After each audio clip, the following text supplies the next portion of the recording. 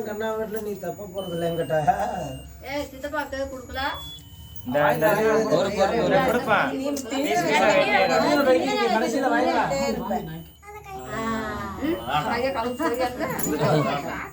தண்ணி இருக்கு வச்சுக்கியா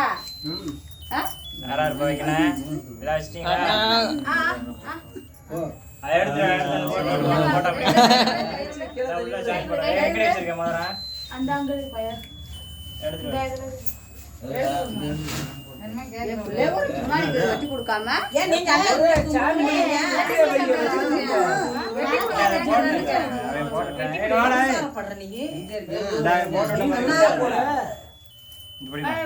எடுமா